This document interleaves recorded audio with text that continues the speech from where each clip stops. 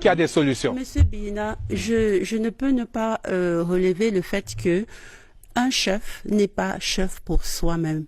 Le président Paul Biya, il est le président de tous les Camerounais. Ça veut dire que il doit pouvoir recevoir et écouter tous ceux qui veulent le fédéralisme. Il doit les regrouper autour d'une table, tous ceux qui veulent la décentralisation. On va rester 2-3 jours et à la fin, la majorité va l'emporter. Ça veut dire que c'est pas ses convictions personnelles qui doivent l'emporter, comme vous êtes censé vouloir le dire ici, parce que c'est là un autre problème du Cameroun. C'est-à-dire que le chef n'est pas chef pour soi, mais le chef est là parce qu'il doit écouter les autres.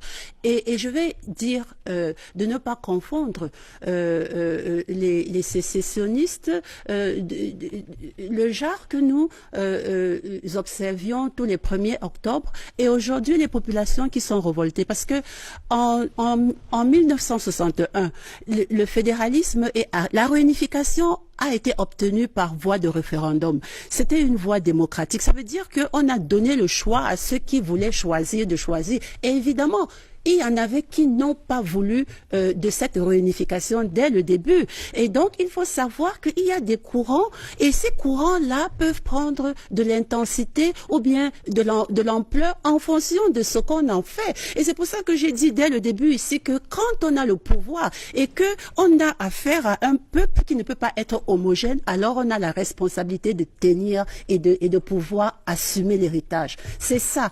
Et la question du Nord-Ouest, c'est une question de représentativité.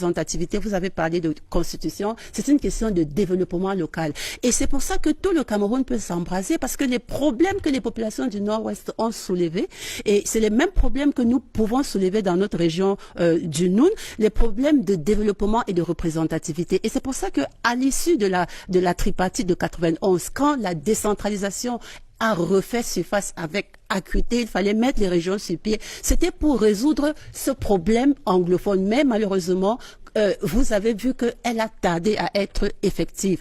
Le problème électoral va venir résoudre le problème, parce que si les populations se sentent, si à travers le vote, ils se reconnaissent dans les collectivités locales décentralisées, eh bien, il y aura une mobilisation et une participation. Il y aura une résolution du problème du développement local qui est l'alarme. Parce que c'est en fait parce que les populations manquent de tout, si vous voulez. Et alors, ils viennent s'accrocher sur un problème de fédéralisme, alors qu'on aurait pu évoluer même avec le régionalisme, on aurait pu évoluer. L'enjeu étant le développement local.